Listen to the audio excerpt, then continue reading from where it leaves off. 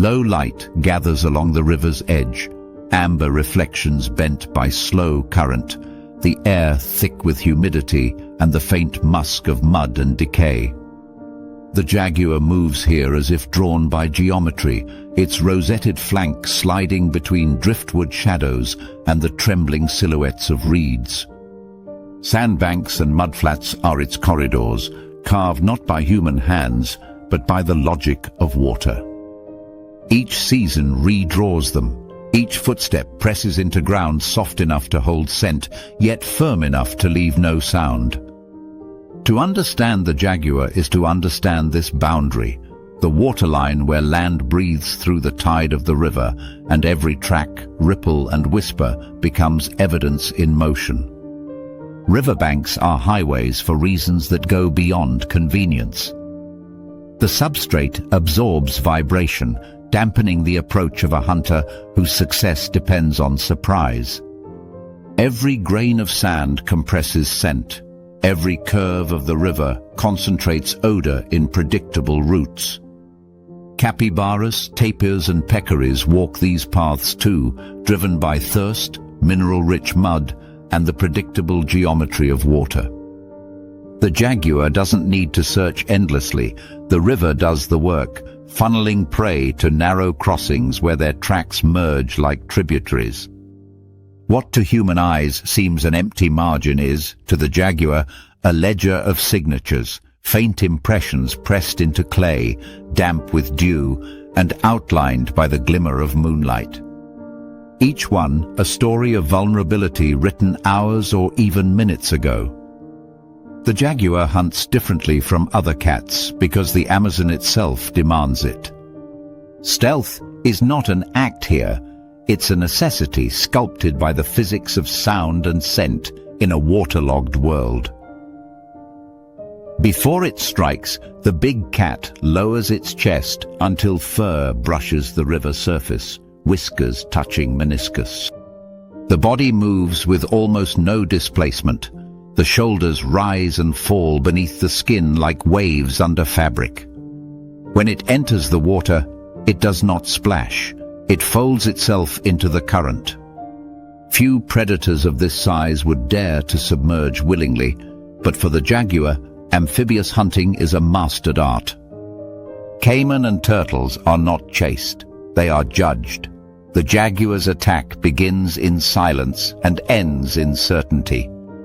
The bite that follows is not a random strike, but an act of surgical precision. Instead of the throat clamp seen in lions or leopards, the jaguar drives its teeth directly into the skull, puncturing bone with a force that exceeds 1,500 psi, the most powerful bite of any cat on Earth. This adaptation turns armor into opportunity. Turtle shells, caiman cranial plates, even the thick skull of a capybara, all yield to those conical canines. The chin bite technique, used for smaller prey, serves a different purpose. It blocks the nostrils, cutting airflow instantly and minimizing struggle. Every motion is designed to conserve energy in an ecosystem where hunting success cannot be guaranteed by chase, only by precision. Water becomes both ally and accomplice. After a kill, the jaguar drags its prey across the surface, using the buoyancy of the river to offset its own body weight. Muscles ripple beneath soaked fur as it tows a caiman almost equal in mass, each movement creating ripples that vanish within seconds. The carcass is often hidden beneath roots or undercut banks, a cache site known only to the hunter, where the scent disperses slowly and scavengers hesitate to intrude. Jaguars rarely return to the same cache twice, but the pattern of concealment remains consistent, a survival algorithm evolved through generations of trial and consequence. The pulse of the river decides the boundaries of jaguar dominion. During the dry season, when water retreats and sandbars widen, territories stretch farther along exposed banks. Prey animals cluster around dwindling pools, and kill sites multiply in predictable arcs near oxbow bends. The jaguar's presence becomes visible then, tracks pressed into cracked clay, the faint odor of decay from half-buried carcasses. Yet with the first rains, everything changes. Floodwaters erase trails and borders alike. Home ranges compress onto elevated ground. Cats that once patrolled in silence now face each other across narrowed ridges, their calls echoing through drowned forest. The growl that rolls through the canopy during the wet season is not just a warning, it's a declaration of survival in a landscape reset by water. Flood and drought are not enemies here. They are the rhythm that shapes behavior. A jaguar born in high flood learns to fish and swim early. One born in drought grows accustomed to stalking through dust. The same species, the same instincts, but two different educations. Seasonal variation breeds flexibility, and flexibility breeds endurance.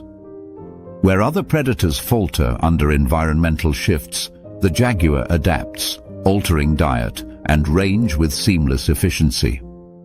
Studies using GPS collars have shown that home ranges can contract by nearly half during floods, yet hunting success remains constant, a testament to the animal's adaptability and the resilience of its prey base. But the jaguar's domain is no longer purely wild. Human conflict threads through the same floodplains that once ran uninterrupted. Ranches now line the edges of the Pantanal and the Amazon's southern tributaries. Cattle, easy and slow, have replaced the wary herds of capybara and peccary. To a jaguar, the distinction is irrelevant. Prey is prey. Each kill triggers retaliation, poisoned carcasses, gunfire, traps laid along trails that used to echo only with paw prints. In some regions, livestock density now determines jaguar mortality more reliably than prey availability or habitat loss. Conservationists describe this as a tension between two apex forces, one natural, one economic, each reshaping the same territory in its own image. Yet even amid this conflict, the jaguar remains an ecological engineer. Its predation regulates not just population numbers, but the behavior of entire communities. Where jaguars patrol, capybaras graze less near open water, giving aquatic vegetation a chance to recover. Peccary herds alter their movement routes, reducing overbrowsing in floodplain forests. Caimans spend more time basking near deep channels rather than shallow banks, indirectly benefiting fish nurseries sheltered beneath roots and submerged logs. Fear itself becomes a force of ecology, an invisible current that shapes who moves where and when.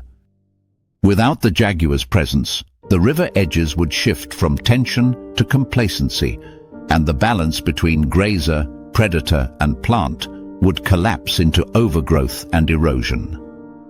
At dusk, the waterline glows again, amber fading into steel blue. The jaguar emerges from the shadow of a fig tree, droplets sliding off its whiskers, nostrils flaring to read the air. Every scent molecule tells a story, which capybara crossed minutes ago, where a caiman's tail dragged the mud, which breeze carries the musk of livestock. The cat pauses, head slightly tilted, listening for the faint gurgle of bubbles, perhaps a turtle surfacing, perhaps nothing at all. To an outsider it seems almost contemplative. But this stillness is calculation, not peace. It is the precise equilibrium between predator and world, the mind of a judge weighing silence against motion. Some nights the river itself becomes a mirror, reflecting both hunter and hunted in the same glance. A capybara freezes mid-drink, the jaguar lowers its body. Time tightens, then releases, a blur of muscle and spray, followed by nothing but ripples widening downstream. The kill is unseen, but its outcome echoes beyond the moment. The riverbank will be quiet for days. Grazers will move higher into the forest, caiman will abandon the shallows, and herons will stalk new feeding grounds.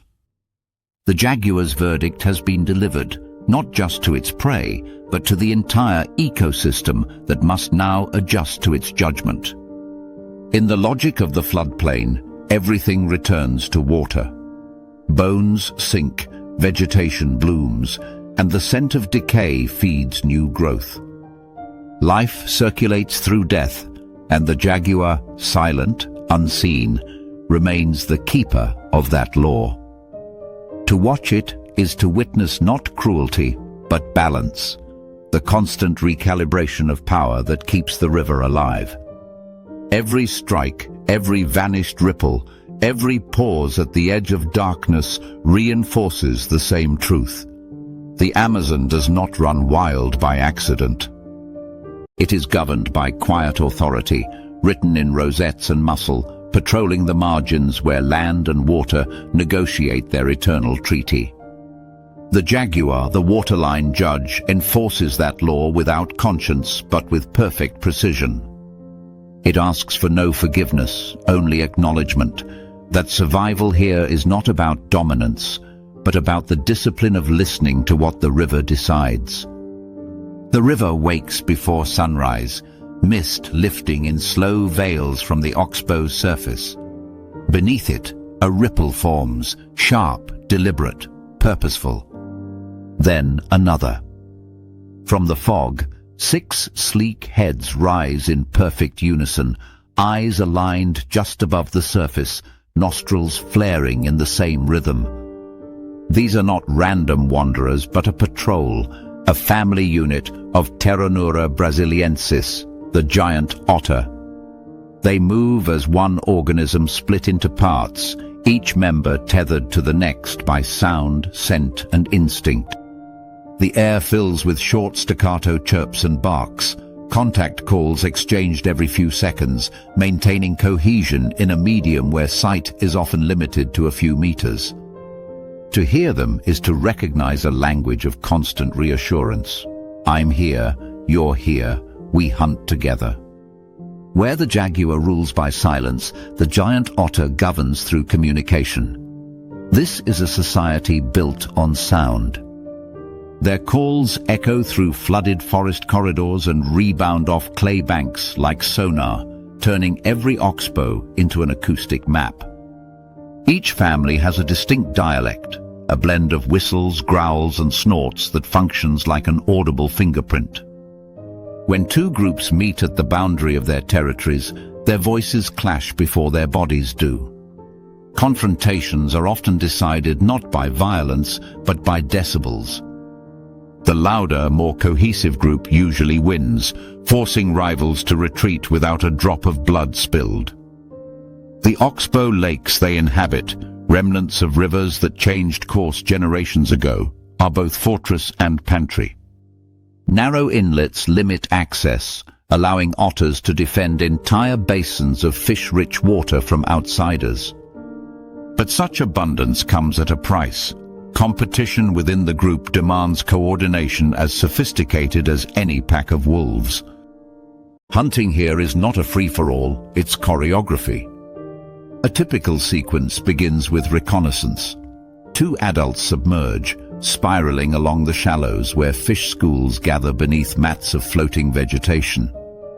Their whiskers, dense and stiff as wire, register minute vibrations through the water, translating turbulence into direction. Once prey is located, a low ha-ha call signals the rest. The group fans out, forming a semicircle that narrows like a living net. Each otter drives fish toward the center, exhaling underwater to flush them from hiding spots. In seconds, chaos erupts. A blur of silver flashes, snapping jaws, and bubbles bursting in white froth. When the first fish breaks the surface, another otter intercepts, biting behind the gills with mechanical precision. Their efficiency borders on industrial. A family of 8 can strip an oxbow of hundreds of fish in a day, not out of greed, but necessity. giant otters burn energy faster than nearly any mammal their size. Beneath the playful surface lies a physiological furnace. Dense fur with over 600,000 hairs per square inch traps insulating air, while a rapid metabolism fuels constant motion. But insulation and speed both demand calories. An adult requires several kilograms of fresh fish daily just to maintain equilibrium. The result is perpetual motion, perpetual hunger. To stop hunting would be to starve. The system feels the impact. Fish communities near otter strongholds show distinct structural changes. Prey species like cichlids and carotines grow smaller and more agile, a textbook case of predation pressure shaping morphology over generations. Larger, slower species retreat to deep or turbid zones where visibility is low and hunting coordination fails. Even stingrays, armored, cautious, shift their activity patterns, favoring silt-bottom refuges where otter patrols seldom reach. Ecologists refer to this as behavioral displacement, but in simpler terms, the otters force the river to think faster. Every few hundred meters, the family halts at a low mound of earth along the bank. This is not a random rest stop, it's a latrine. Here they defecate, roll and rub their neck glands into the soil, layering scent until the air is saturated with musky oil. These communal posts are not only boundary markers, but chemical archives, storing data about health, reproductive status, and group identity. The odor persists for weeks, long after the otters have moved on, declaring dominion in absentia. Even caimans veer wide of these sites, associating the smell with trouble. For all their cooperative discipline, giant otters are not pacifists. When threatened, they become a collective weapon. Few sights in the Amazon are as startling as a family mobbing a caiman twice their length. The attack begins with noise, a high-frequency volley of screams and hisses that create acoustic overload, confusing the reptile's threat response. While two adults faint at the head, another dives beneath, biting the tail or hind limb to break the animal's posture. Coordination is everything. The goal is not always to kill, but to dominate, to teach the caiman that this oxbow belongs to others. Researchers have documented caimans developing long-term avoidance of otter-dominated zones, a rare instance of mammalian intimidation shaping reptilian behavior at an ecosystem scale. Such aggressiveness is not cruelty, but economy. Every threat neutralized means uninterrupted access to fish. Every intruder repelled means one less competitor for a resource that must feed many mouths. Within the family itself, hierarchy maintains order. A breeding pair leads the group, lifelong partners whose authority stems not from aggression but experience. Younger members learn by imitation, shadowing adults during hunts and echoing calls until they synchronize. This cultural transmission, rare among mustelids, turns each generation into a more efficient version of the last. Beneath this social order lies an invisible tension, energy.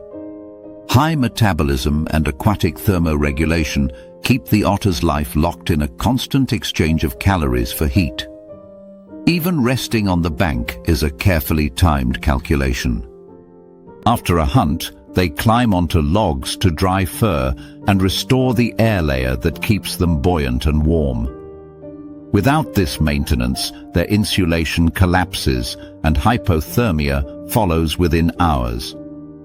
Their playfulness, rolling, wrestling, sliding down muddy slopes, is not merely recreation. It's thermodynamic upkeep disguised as joy. Viewed from above, the family's daily circuit forms a predictable pattern, loops of patrol, feeding, grooming, and rest. Yet within this routine lies an ecological engine. By controlling fish density, they indirectly influence plankton and vegetation balance, preventing algal blooms and maintaining oxygen levels in isolated lakes. By displacing stingrays and piranhas to secondary habitats, they diversify ecological niches, spreading risk and competition across microhabitats. The result is a more complex, resilient system, one that owes its stability to relentless predation. Where the jaguar enforces equilibrium through fear and silence, the giant otter enforces it through teamwork and volume. Theirs is a governance of constant feedback, call and response, attack and retreat, patrol and rest. Every sound they make is both coordination and declaration. Even their pups join early, learning to vocalize before they can swim properly, floating on their parents' bellies while practicing the calls that will one day defend a territory. Conflict with humans, as always, mirrors the natural one. Fishers view otters as competition, accusing them of emptying nets and disturbing quiet waters. In truth, their presence often improves fishery health by culling diseased or slow individuals. Yet perception, not data, drives retaliation. In regions where tourism or conservation funds have failed to reach local communities, gunshots still answer the otter's chatter. Recovery efforts hinge on teaching that these animals are not thieves but engineers, keystone regulators in a system that depends on their appetite. As the day wanes, the patrol resumes. The oxbow's surface turns from bronze to ink. Each ripple glows briefly in reflected starlight before disappearing. The otter's heads re-emerge, scanning, always scanning. The periscope behavior, eyes, nose and ears aligned at water level, is both evolutionary and strategic, granting a near 360-degree field of view while minimizing exposure. In that moment, their gaze captures everything: the flutter of fish below, the silhouette of herons above, the scent trail of an unseen caiman drifting down current. The family hums with alertness, each member linked by invisible threads of sound and purpose. When they vanish again, the water resumes its illusion of stillness. But the ecosystem remains rearranged in their wake. Fish retreat to shadows, invertebrates shuffle through sediment clouds, and even the caimans pause mid-hunt, listening. The otters have moved on, but their influence lingers, a mobile pressure system that rewrites community dynamics wherever it passes. In the grand arithmetic of the Amazon, the giant otter is not a footnote, but an enforcer, its family a patrol of precision and persistence. They are the counterweight to stagnation, the regulation that keeps chaos from calcifying. Through hunger, they shape abundance. Through cooperation, they dictate order. In their world, no silence lasts long, no pool remains untested, and no predator reigns unchallenged for long.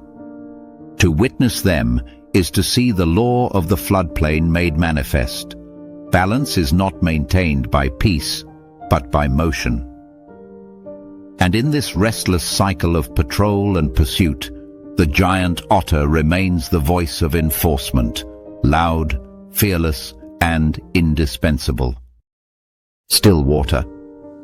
A mirror the color of copper and algae, broken only by drifting mats of floating herbs, Pistia, Salvinia, Azolla, gliding with the current's slow breath. Beneath that calm surface, visibility fades within inches. Suspended sediment turns light into fog. The forest above hums with insects and herons, but below it is silence made physical, a dense, tactile quiet. Here, inside the liquid green of a flooded Varzea lake, the anaconda waits. It does not swim so much as it exists between movements, each scale blending with stems, roots, and the play of reflected leaves. The waterline hides a body that can stretch 6 meters, yet vanish into its own stillness. Predators in clear water depend on sight. The anaconda relies on the physics of touch. Along its jaws lie rows of pressure-sensitive pits, specialized mechanoreceptors capable of detecting minute vibrations. In turbid environments where the eye is almost useless, these receptors read the world like braille. A capybara's step on a distant bank, a fish flipping near the surface, even the rhythmic pulse of a wading bird's feet against submerged stems, all send ripples that the snake can decode. This sensory system allows it to construct a mental topography of movement, translating water pressure into distance, direction, and, most remarkably, heartbeats. Contrary to myth, anacondas do not crush bones in brutal coils. Their constriction is far more precise, a silent pressure system tuned to physiology. When prey is captured, the snake wraps itself in measured loops and tightens not when bones crack, but when the victim exhales. Each breath out prompts an incremental squeeze, compressing the chest cavity until circulation ceases. Recent studies using pressure sensors have revealed that anacondas can monitor the heartbeat of their prey through their own muscles. The moment the pulse falters, the snake relaxes. It is a biological stethoscope, listening through its skin. The efficiency of this method ensures minimal struggle, conserving the predator's energy while avoiding injury. This energy economy defines the anaconda's life. Every decision is weighed against time and temperature. The Vazia floodplain offers abundance for only part of the year, when the forest floor lies submerged and prey congregates along channels and lagoons. During this time, the snake feeds heavily. A single large capybara or caiman may sustain it for weeks. Digestion becomes a slow conversion of motion into stillness. After swallowing, it retreats beneath overhanging roots or submerged branches, body inflated with the geometry of its meal. Its metabolism shifts downward, oxygen consumption drops, and heat from muscle activity helps maintain the digestive process even in cool, shaded water. When the waters recede, life contracts. Fish retreat to deeper refuges, mammals migrate, and wading birds disperse. For the anaconda, this is the fasting season. It burrows into muddy hollows or coils among drying reeds, sometimes remaining motionless for weeks. Its physiology tolerates this extended dormancy. Fat stores and a low resting metabolic rate allow survival through months of scarcity. In extreme drought, individuals have been found lying half-submerged in oxidized pools, covered in a skin of algae that camouflages them perfectly. Their stillness is so complete that frogs sometimes rest on their backs, unaware of the potential catastrophe beneath. When feeding resumes, it is not random. The prey set of the anaconda reveals its ecological role as a regulator of extremes. Capybaras, the floodplain grazers, are frequent targets, their colonies concentrated along shorelines where aquatic grasses flourish. Left unchecked, these rodents can strip banks bare, destabilizing soil and increasing sediment flow during rains. The anaconda's predation, though selective, limits such overgrazing, maintaining the integrity of riparian vegetation. Caimans, meanwhile, occupy the same trophic tier. Their removal prevents top-heavy predator competition and keeps fish populations from collapsing under excess predation. Even wading birds, herons, ibises, storks, occasionally fall victim when they wade too close, their vigilance betrayed by the illusion of empty water. In this sense, the anaconda is not simply a hunter, but a modulator, a silent accountant balancing the biomass of the floodplain. By targeting large-bodied species, it dampens the boom-bust cycles that define tropical flood ecosystems. When capybara numbers spike, grazing pressure can crash aquatic plant communities, leading to oxygen depletion and fish die-offs.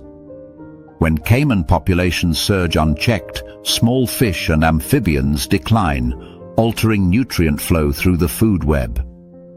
The anaconda's intervention, sporadic yet decisive, stabilizes these oscillations. Its predation acts as a corrective feedback loop, reducing volatility in a system that otherwise swings between feast and famine. Its hunting grounds shift with the pulse of the river. During high water, the snake moves through submerged forest, gliding between trunks like a ghost. It prefers the intersection of open and closed space, the edges of floating mats, the corridors beneath overhanging vines, where prey silhouettes break the uniformity of light. Movement here is three-dimensional. It can strike upward, downward, or sideways with equal precision. As floods retreat, it follows the shrinking channels toward residual lagoons, trapping fish and mammals in receding pools. Every narrowing waterway becomes a funnel of opportunity, and every season's retreat leaves behind the memory of its passage, occasional shed skins draped over roots, the faint indentation of a coil in drying mud. The anaconda's hunting strategy mirrors the patience of the system it inhabits. It invests hours, sometimes days, in the perfect ambush.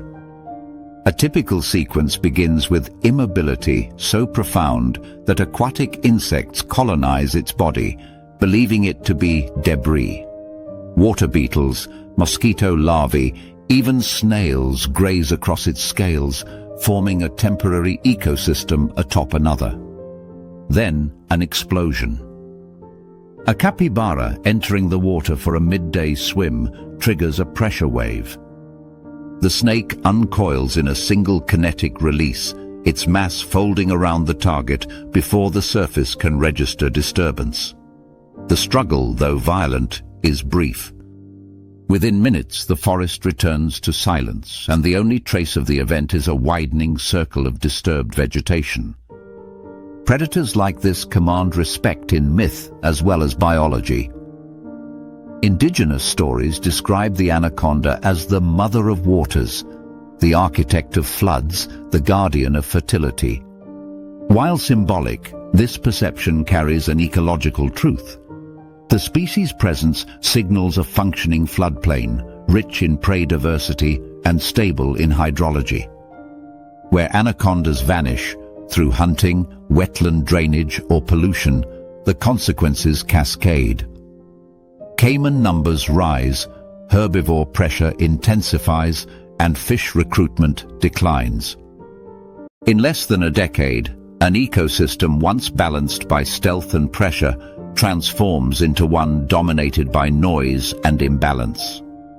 Even its reproductive cycle mirrors the rhythm of abundance and restraint. Mating occurs during the early flood months when prey is plentiful and conditions favor growth. Females release pheromones detectable across dozens of meters, drawing multiple males into a writhing ball that may persist for weeks. When gestation ends, up to 40 live young emerge, each about half a meter long, already capable swimmers equipped with fully functional lungs and hunting reflexes. Mortality among them is high. Caiman, herons, and even adult anacondas prey on juveniles, but those that survive the first season enter a landscape they will one day control through patience, not speed. Thermoregulation defines their boundaries of activity. Despite being ectothermic, anacondas exploit microclimates masterfully, basking near the surface in early morning, then retreating to cooler depths during peak heat. Their mass grants them thermal inertia, large enough to resist temperature swings, yet flexible enough to fine-tune behavior minute by minute. This slow dance of heat exchange mirrors the river's own cycle, gradual, predictable, but never static. To encounter an anaconda is to meet the logic of the floodplain embodied, slow, deliberate, and efficient. Its body records history in muscle memory, the scars of old hunts, the dull sheen of algae polished by current, the subtle shift of weight that betrays digestion in progress. Everything about it speaks of adaptation to excess. Where the jaguar hunts with calculation and the otter with coordination, the anaconda relies on patience so absolute that it borders on invisibility. As dusk deepens, the air fills with the drone of mosquitoes and the soft percussion of rain on leaves. The floating mats quiver under falling droplets, and from below, a smooth form glides upward. Only the head breaks the surface, patterned like river light, yellow-green with black rosettes. The nostrils open briefly, drawing a breath through twin vents before sinking again. No ripple follows. The lake's reflection mends itself instantly, erasing evidence of motion. Hours later, a disturbance, a splash, a muffled bleat, then stillness again. What looks like calm is actually consumption in progress. Somewhere beneath that surface, a process unfolds. Predator and prey locked in chemical conversation, one life converted into another. The water accepts both, folding their boundaries into silt and current. By morning, the phantom will have vanished, leaving behind no bones, no cry, only the continuation of equilibrium. In the architecture of the Amazon, the anaconda is the quiet engineer. It does not roar or chase or call. It waits, adjusts, and intervenes only when the rhythm falters. It is the floodplain's phantom judge, administering slow justice through the grammar of still water and muscle.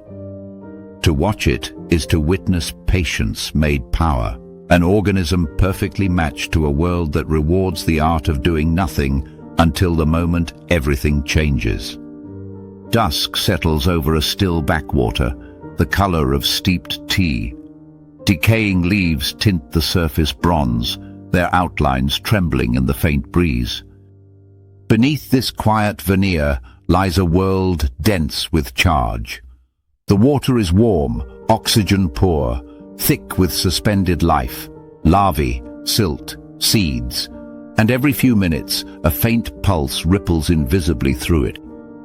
It's not current from the river, it's alive. Somewhere below the tangle of roots and fallen branches, an electric eel drifts. Electrophorus voltae, the living conductor of the floodplain, slides through the shallows in deliberate arcs, its skin sheened with bioelectric potential. The eel's body is more than muscle. It's a weaponized battery divided into 3 electric organs that stretch across most of its length. In the murk of these Amazonian lagoons, light is useless, so it builds its own sense of space from electricity. Each second, it emits a sequence of low-voltage discharges, gentle pulses, less than a volt each, spilling through the water like invisible radar. The ripples bounce off submerged sticks, fish, and roots, returning a map made of electrical resistance. Where the eye fails, the body reads. Every muscle twitch and heartbeat of nearby creatures disturbs the electric field, announcing presence and motion long before sight or sound could. This is electrolocation, a sensory world few other vertebrates experience. Through hundreds of specialized electroreceptors embedded in its skin, the eel detects distortions in its self-generated field with uncanny precision.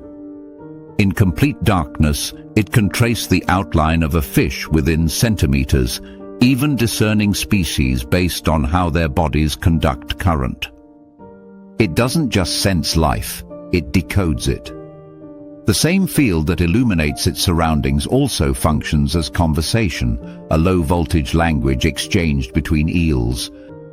Subtle variations in frequency and amplitude carry social signals, warnings, recognition, even synchronized movement cues. But the tranquility of this electric hum conceals the capacity for violence. When prey nears, the eel transforms from sensor to storm. The gentle pulse tightens into a rapid volley, voltage rising to several hundred, sometimes over 600 volts. This is not static discharge, but controlled lightning, the product of thousands of modified muscle cells called electrocytes, firing simultaneously in series. The first short burst acts as a probe, a high-voltage doublet that forces hidden fish to twitch involuntarily. Those muscle contractions betray their location, scattering a pattern of electrical echoes that the eel instantly reads. Then comes the strike, a continuous current that locks the prey's muscles in rigid paralysis, stopping it mid-swim. In less than a second, the eel closes the distance and swallows it whole, sometimes while the body still spasms in reflex. Unlike most aquatic predators, the electric eel must surface to breathe. Its vascularized mouth functions as a lung, drawing atmospheric air every few minutes. This rhythm shapes its hunting window. Each ascent to the surface risks exposure. Ripples can alert predators like caiman or giant otters, or warn fish below. So the eel times its surfacing with cover, twilight, rainfall, or wind that breaks reflection patterns on the water. These moments of concealment become hunting cues. Dusk and dawn are when most strikes occur, the hours when both prey and predator balance between sight and shadow. Though solitary for much of the year, electric eels have been documented engaging in collective hunting, a rare behavior for fish, and rarer still for apex predators. In shallow lagoons, dozens of individuals have been observed herding small fish into tight shoals. The strategy unfolds with eerie coordination. Several eels form a semicircle, using low-voltage pulses to corral prey into the center. Then, in synchrony, a subset of adults releases simultaneous high-voltage discharges, stunning multiple fish at once. The others glide in to feed. It's electricity turned into social architecture, evolution's experiment in cooperative weaponry. This pack hunting challenges long-held assumptions about how primitive electric fish behave. It suggests that the eel's cognitive world is not just reactive, but strategic, capable of timing, communication, and spatial memory. Each participant must interpret others' electric fields without interference, a feat of neurosensory precision rivaling sonar coordination in dolphins. The result is efficiency in a habitat where food density fluctuates with every flood pulse. In these brief seasonal congregations, the electric eel shifts from solitary ambusher to orchestrated predator, proving that power can unify as much as it dominates. Yet, every current exacts a cost. Generating electricity is metabolically expensive. Each discharge drains energy that must be repaid in calories. That's why the eel's hunting behavior aligns so tightly with its physiology. The floodplain offers fleeting abundance, schools of armored catfish, juvenile characins, and amphibians trapped in oxbow pools, but also long intervals of scarcity. During the dry season, eels retreat to muddy channels where water volume shrinks and conductivity rises. In these high ion conditions, electric signals travel farther, allowing them to maintain dominance over small territories with minimal movement. The current itself becomes a territorial marker. Weaker fish detect the electric signature of a dominant eel and steer clear, avoiding both combat and fatal shock. In this way, electric eels gain access to the quiet backwaters of the Amazon. Their presence dictates when and where other species move. Fish that would normally feed at night alter their schedules, waiting until the eel's activity wanes near dawn. Even amphibians time their calls around these cycles, minimizing waterborne vibration during peak hunting hours. The eel's dominance extends beyond direct predation. It rewires time itself, imposing temporal boundaries on the floodplain community. The physics of this control are intricate. Water conductivity varies with temperature, salinity, and organic load. In tannin-stained oxbows, current dissipates faster, forcing the eel to hunt at close range. During the wet season, when the forest floods and electrical fields scatter through expanded volume, eels migrate toward shallower margins where containment increases efficiency. They become architects of their own arena, choosing topography that amplifies their weaponry. Fallen branches and dense root tangles act as natural Faraday cages, concentrating discharge potential and trapping prey within invisible barriers of electricity. Their ecology, though rooted in energy, is one of restraint. Electric eels rarely waste a strike. Each jolt is preceded by careful scanning, low-voltage pulses probing for size, shape, and reaction. Prey too small is ignored, too large avoided. Even scavenging is selective, as decomposition alters conductivity, masking the heartbeat signature the eel uses to verify life. In the flooded forest, this precision prevents unnecessary energy loss and maintains the delicate energy budget that allows survival through lean months. At the system scale, their influence is disproportionate. By preying heavily on mid-sized fish, they prevent overpopulation that would otherwise exhaust plankton and insect resources. By defending prime backwaters, they create safe zones for smaller species that specialize in electrical shadows, those that occupy the periphery of the eel's sensory reach. Stingrays, knifefish, and certain catfish species exploit these blind zones, evolving electric countermeasures or behavioral strategies that minimize detection. The eel's dominance thus drives innovation across the ecosystem, shaping not only who survives, but how. Night deepens. The lagoon falls to silence, broken only by an occasional plop of fruit dropping into the water. From the surface, faint concentric ripples appear, air drawn through the eel's mouth, a single breath that sustains another cycle of voltage below. For a moment, nothing stirs. Then the low hum resumes, like static beneath the world's surface. The eel glides past submerged branches, body undulating in slow S-curves, tail muscles coiling with potential energy. A school of fish, sensing the faint oscillations, compresses nervously into tighter formation. The eel circles, releases a brief burst, prey convulses, and darkness absorbs the aftermath. What follows is quiet reclamation. The eel feeds, breathes again, and settles among the leaves. The current that once paralyzed now fades into background hum, indistinguishable from the low-frequency vibrations of the night. But the system has already been altered. The prey field thins, scavengers move in, and the hierarchy of activity resets around the unseen voltage that rules this water. The electric eel is not the jungle's flashiest predator. It doesn't roar, chase, or crush.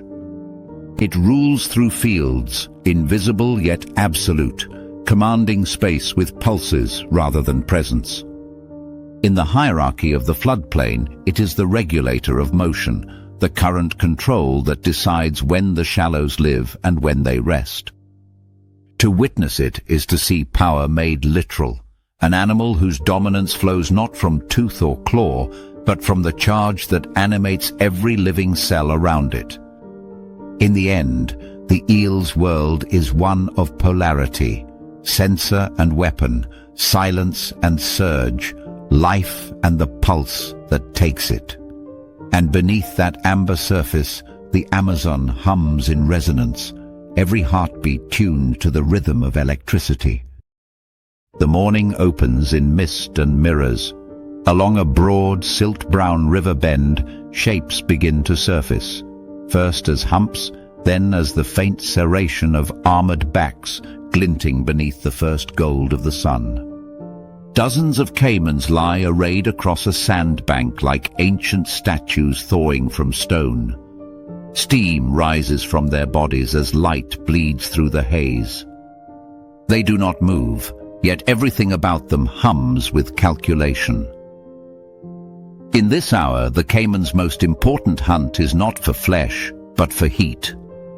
Thermoregulation defines the arithmetic of their day. Cold-blooded, they cannot afford indifference to temperature. Each breath, each twitch, is dictated by the physics of sunlight. The armor that makes them nearly invulnerable to attack also slows heat exchange, so they turn their bodies precisely toward the rising sun, opening jaws to expose blood-rich tissues to radiation. Veins dilate along their skulls, channeling warmth toward the core. The longer they bask, the faster their enzymes awaken. Digestion resumes, reflexes sharpen, oxygen debt lightens. But excess heat is as dangerous as too little. Once the sun lifts higher, they slide back into water cooled overnight, using the current as a liquid thermostat. This daily choreography, emerge, absorb, retreat, is not idle sunbathing, but energy management perfected over millions of years. Each caiman balances thermal gain with risk. The longer it stays exposed, the greater the chance of harassment by biting flies or attack from opportunistic jaguars. Yet without this ritual, it cannot feed efficiently, defend its territory, or sustain its young. In the language of the floodplain, heat is currency, and basking is the bank. By dusk, the economy reverses. Heat stored through the day powers the night shift, the caiman's true domain. As shadows flood the banks, their bodies disappear beneath the surface, only the eyes and nostrils visible, glowing red in torchlight. The river, placid by day, becomes a corridor of slow violence. Caiman ambush from cut banks and flooded roots, their bodies suspended motionless in the dark water, buoyed by subtle adjustments of lung volume. Each breath acts as ballast. By inhaling or exhaling minutely, they control depth with the precision of submarines. Their prey, capybaras, fish, wading birds, enter the water to drink or cross, unaware of the geometry lurking below. The strike is sudden, but not instantaneous. Unlike snakes or big cats, caiman power lies not in speed of acceleration, but in torque and leverage. The head snaps upward from below, jaws locking shut with over 2,000 pounds of pressure per square inch, among the strongest recorded in the animal kingdom. Yet this power is slow to deploy. It is a trapdoor, not a bullet. What they lack in speed, they compensate for with patience. A caiman can wait motionless for an hour, a night, a tide, its metabolism low enough to burn almost no energy, its senses tuned to ripples and vibration. Once the jaws connect, escape is rare. Teeth interlock like rivets, designed not for slicing, but for grip. Even bone yields under such compression. Large prey are drowned and dismembered through the death roll, a whole-body spin that tears limbs from sockets and cracks vertebrae. But the caiman's diet is not limited to large kills. Scavenging is common, even strategic. Carcasses abandoned by jaguars, giant otters, or floods become meals reclaimed from decay. In doing so, caimans recycle the energy of the floodplain, converting loss into continuity. Their scavenging prevents nutrient waste and accelerates decomposition, releasing minerals back into the aquatic food web. In the biochemical sense, they are as much janitors as predators. Their nesting cycle transforms this austerity into fierce devotion. As the dry season peaks, females climb the banks to construct mounds of vegetation mixed with soil, natural compost heaps that generate heat as they decompose. This heat incubates eggs with precision no reptile could achieve by direct contact. Temperature decides fate. Slightly warmer nests yield males, cooler ones females. Through instinct and chance, the mother becomes a climate engineer, regulating her offspring's future demographics with every scoop of decaying leaf. She guards the nest for weeks, basking nearby and driving off intruders. Her vigilance is absolute. Even large mammals avoid the stretch of bank that smells of her musk. When the hatchlings call from inside their shells, tiny bird-like peeps, she digs them free and carries them gently in her mouth to the water. The same jaws that can crush a turtle's carapace now hold her young with the precision of cupped hands. For the first months, the mother remains near, responding to distress calls and fending off herons, snakes, and fish. Survival rates remain low, but those that endure carry forward the lineage of the gatekeeper. Reptiles that have watched mammals rise, rivers shift and climates flip, yet remain unchanged in purpose. Caimans sit midway in the food web, yet influence every layer. To capybaras, they are shadow and consequence. Grazers that once crowded river margins retreat when caiman numbers rise, shifting their feeding to higher ground and sparing aquatic vegetation from overuse. To turtles, they are both predator and regulator, thinning populations that might otherwise consume too many snails and aquatic plants. This redistribution of pressure maintains the mosaic balance of the floodplain, ensuring that no single species monopolizes a niche. Even apex hunters feel their presence. Jaguars that patrol the same banks must compete with caimans for carcasses and occasionally lose kills to them. Giant otters, though bold and social, alter their hunting territories to avoid areas dense with large males. The caiman's opportunism radiates influence. It scavenges jaguar leftovers, steals fish from otters, and consumes carrion swept in by floods. In each act of taking, it restores balance through reclamation. Nothing goes to waste in a system ruled by cycles, and the caiman is the hinge through which decay becomes renewal. Its role extends beyond predation and scavenging. It shapes the physical landscape. By digging channels and wallows, caimans sculpt microhabitats that persist through the dry season, serving as refuges for fish, amphibians, and invertebrates. These pits retain water when the rest of the floodplain bakes dry, concentrating life in pockets of survival.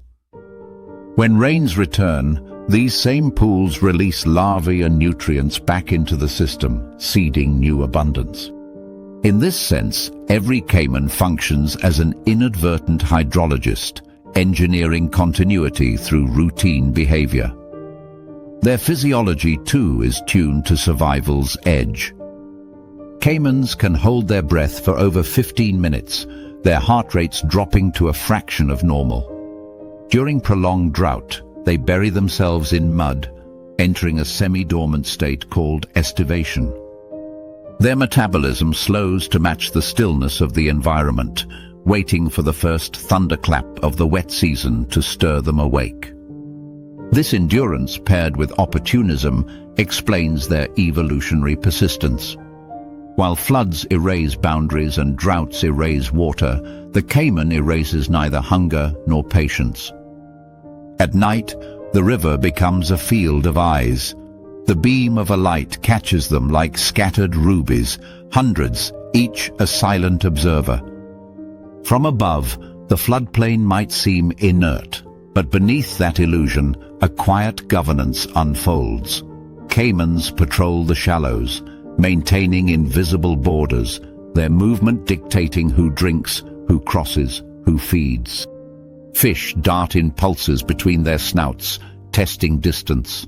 Frogs chorus from the reeds, knowing that one misjudged leap could end in jaws. The gatekeepers do not chase, they wait, and waiting is enough. When dawn returns, they reappear on the banks, bodies blackened with silt, jaws open to the sun. Steam rises again. Around them, scavenger birds pick at last night's remains. Turtles crawl to bask beside their own predators, and capybaras venture cautiously to drink. It is a strange truce, an ecosystem negotiating peace under threat. Yet the river endures because of this tension, not in spite of it. The Cayman's authority enforces discipline. Everything that drinks must listen, everything that crosses must look twice. To study them is to witness equilibrium enforced not through aggression, but through presence. The Cayman does not need to chase to command respect. Its eyes, half-lidded, monitor both water and air, both prey and rival. In those amber reflections lies the essence of floodplain governance, steady, patient, unrelenting. The Amazon's true gatekeeper is not the predator that takes the most, but the one that decides who gets to approach. Through heat, hunger, and habit, the Cayman moderates the river's exchange, keeping excess in check and decay in motion. It is the hinge between life and loss, the slow regulator that turns chaos into cycle. And when the day ends again, and the sun bleeds into the water's skin, the river will close its eyes under the Cayman's watch, secure in the certainty that its sentinel never truly sleeps. At midday, the floodplain gleams like beaten bronze. The water's surface, flat, dappled with pollen and drift leaves, hides a world in motion. Beneath that calm skin, a pulse of silver flashes, tight as muscle. Hundreds of small fish move as one body, a living organism composed of fear and geometry. The piranhas are awake. Not the mindless frenzy of folklore, but something colder, smarter, and far more complex.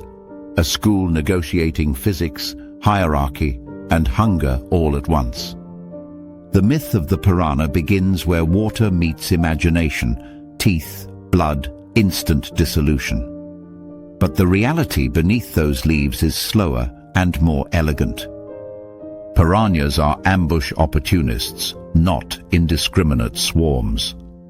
The spectacle of mass feeding, those brief churning eruptions that inspired entire horror genres, is rare, triggered only by extreme hunger or isolation. Most of the time they are cautious, watchful, and tightly bound to the subtle rules of flow, light, and oxygen. They are, in truth, the traffic controllers of the Amazon's arteries, monitoring movement, enforcing caution, and shaping how larger animals traverse the labyrinth of channels. Seen up close, the red-bellied piranha, Pygocentrus natareri, is a study in contradictions.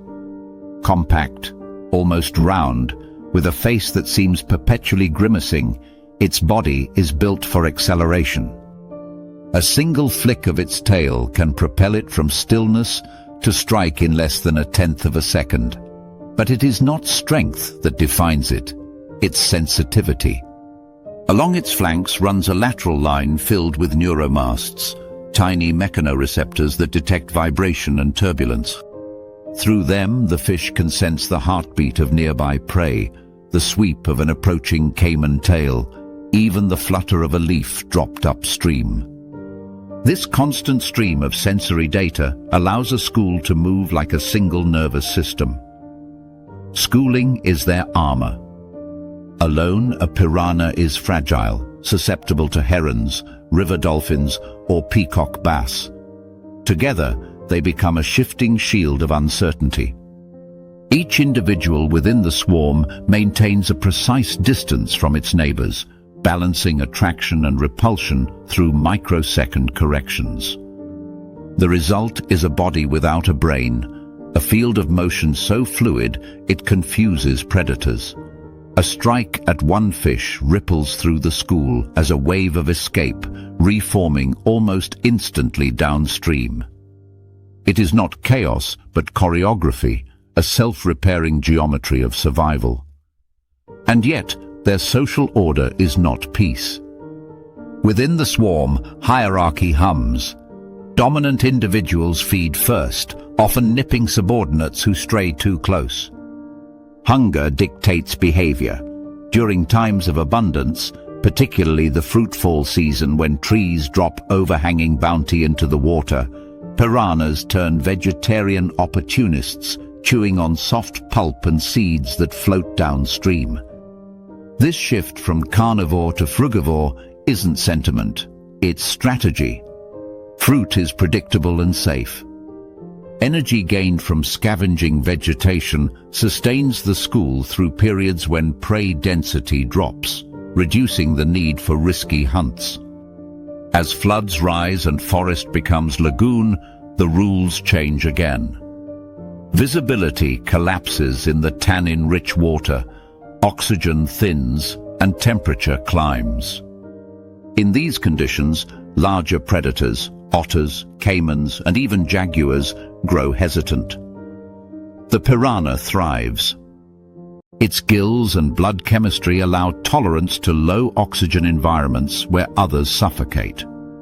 When dissolved, oxygen dips below 2 mg/L. Most fish slow or drift listlessly.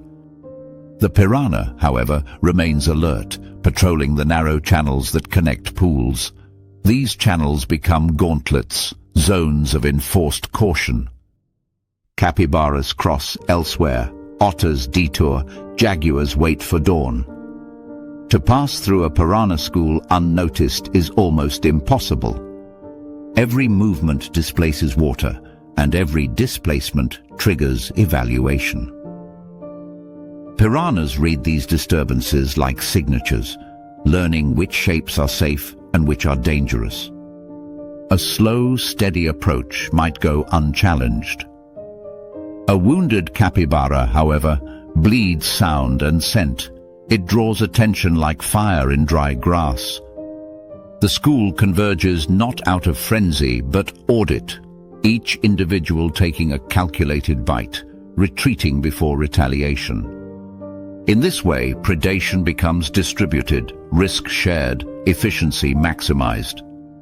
Scientists studying crossing behavior of mammals have found that the presence of dense piranha populations correlates with altered movement patterns among large animals. Jaguars, for instance, prefer wider crossings with stronger flow, where visibility and turbulence disperse the fish. Otters shift their patrols to hours of low piranha activity, early morning, when temperatures drop and schooling density decreases. Even caimans adjust, selecting deeper, cooler reaches of channel to avoid excessive fin nipping that could expose infection. In effect, piranhas dictate timing and geography, microtolls enforced not by barriers, but by probability. Their ecological role extends beyond deterrence. As scavengers, they are the system's recyclers of flesh. When a fish dies, a carcass drifts, or a flood drowns small mammals, the piranha swarm descends, not in frenzy, but efficiency. Within hours, the remains are converted into biomass, nutrients return to circulation. Their digestion fuels 1,000 other lives, invertebrates that feed on fecal matter, plants that absorb released nitrogen, and predators that eat the next generation of piranhas. Without them, the floodplain would clog with decay. But there is discipline even in their feeding. They seldom attack healthy, moving animals larger than themselves. Instead, they operate as opportunists within narrow, energetic margins. The legend of stripped cattle and vanishing humans comes not from their appetite, but from desperation, the dry season's final pools, where oxygen falls and food evaporates. In those crucibles, even the calmest patterns break. What was once control becomes crisis, and the swarm, like the river itself, reverts to raw necessity. Their bite mechanics reveal another layer of economy. Each tooth, triangular, razor-sharp, and interlocking with its opposite, forms a shearing blade capable of slicing cleanly through scales and skin. But jaw force alone, though formidable for their size, is less impressive than precision. Piranhas bite fast rather than hard, removing small pieces in rapid succession rather than crushing prey outright.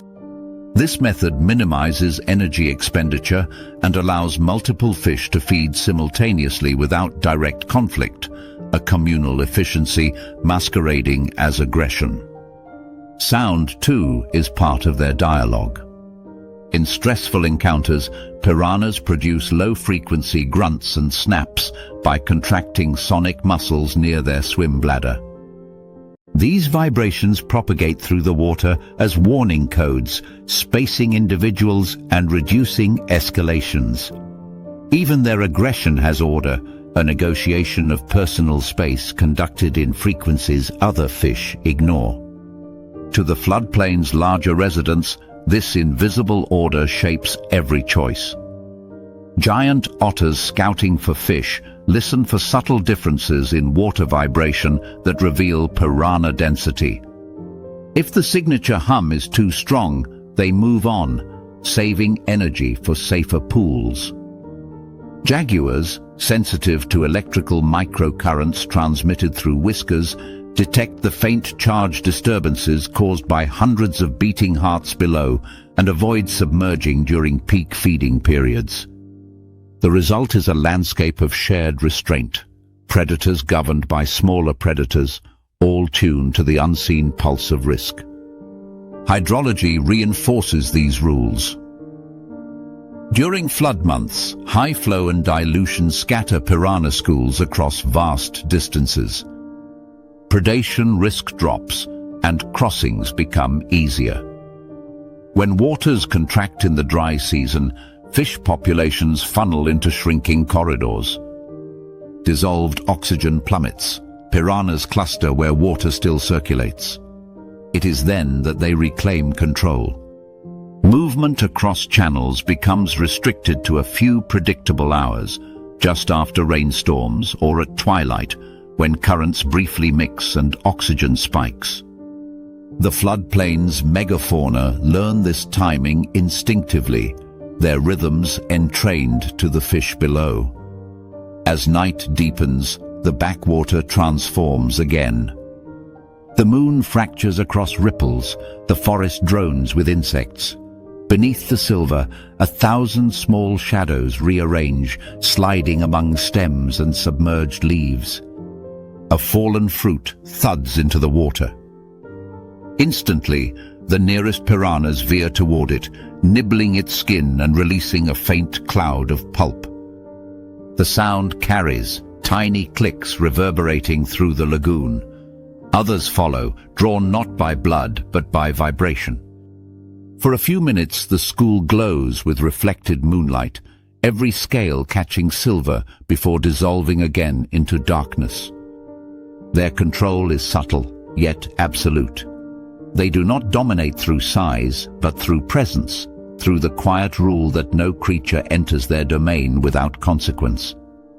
Every crossing, every drink, every ripple passes through their awareness. They are not the terror of the Amazon, as legend insists, but its regulators, the nervous system of the floodplain, keeping movement in check and decay in motion. By dawn, the channel clears. Otters resume their patrols. Jaguars step cautiously into shallows. Capybaras wade and squeal, testing for danger. The piranhas, having fed, drift back into vegetated margins, their school tightening once more into a single breathing shape. The system resets, balanced again by unseen patrols below. To watch them is to understand that control need not roar. Sometimes it hums, sometimes it drifts beneath the surface, invisible yet decisive. enforcing order one heartbeat at a time. The piranha, forever misunderstood, is not the executioner of the Amazon, but its traffic police, issuing silent fines in ripples and reflections, maintaining the delicate rhythm that allows life to pass, pause, and begin again. The forest edge begins where the water forgets its reflection. Here, at the margin between river and understory, the world tightens into shadow and humidity. Leaves decay into soil. Soil exhales heat into the night. This is a place of passage. Rodents commuting between roots and water, frogs navigating from puddle to puddle, insects threading invisible highways through the air. And somewhere within this leaf-litter labyrinth, motionless except for the slow rhythm of breath, lies a presence that the night itself seems to conceal, the Bushmaster. Lachesis muta, the largest pit viper in the Americas, exists in the Amazon's imagination as both myth and mechanism. It is not the coiled aggressor of folklore, but a patient accountant of motion, relying on silence and sensory precision rather than speed.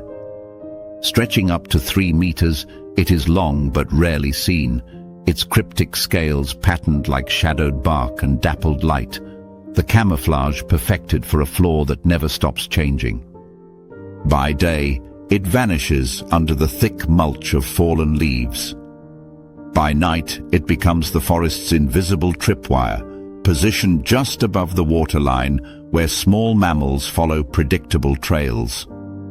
This is a snake designed for patience. Its metabolism is slow, heart rate almost imperceptible. Every strike it makes is a calculation with weeks of consequence. A single successful hunt can sustain it for a month. A failed one may mean another week of stillness. Such economics demand perfection in sensory accuracy. Along its upper lip lie 2 small pits, one on each side, infrared sensors capable of detecting the faintest heat difference. In total darkness, they render the world in thermal contours, mapping every warm body that enters range. The system is so refined that the Bushmaster can distinguish a mouse from a frog by heat signature alone. Its ambush begins not with sight, but with listening, not through ears, but through skin. Ground vibrations, amplified through its body, reveal approaching footsteps long before the target appears. When the rodent finally scurries across the forest floor, pausing to sniff a seed or leaf, the snake is already coiled, muscles primed like compressed wire. The strike is explosive, a blur of acceleration reaching the prey before its nervous system registers danger. 2 fangs, longer than a person's little finger, puncture flesh, delivering venom designed not only to kill but to digest. Within minutes, the cocktail of proteolytic enzymes begins dissolving muscle tissue, turning the prey's body into a liquid nutrient source even before it is swallowed. The snake retreats to wait for death, conserving energy while the chemistry finishes the work. For all its lethality, the Bushmaster is an exercise in restraint. It does not hunt nightly, nor does it roam widely. Each individual occupies a carefully chosen patch of forest, returning to the same ambush zones season after season. These sites share certain features: damp leaf beds, proximity to burrows, and the faint scent corridors of small mammals. Rodents, especially spiny rats and agoutis, are the preferred prey, creatures that follow established routes between fruiting trees and riverbanks. In their absence, the Bushmaster will fast, its metabolism lowering even further. It can survive months without food, drawing on stored lipids and minimizing movement to nearly zero. This economy of energy has ecological consequences far beyond its solitary existence. By preying on rodents at these critical edges, where forest meets floodplain, The bushmaster suppresses population booms that might otherwise devastate seed banks. Many Amazonian trees rely on rodents to disperse their seeds, but an unchecked population can shift from disperser to destroyer, consuming nearly every seed they find. The snake's silent predation keeps this line from crossing. In a sense, each strike reverberates through the forest's future.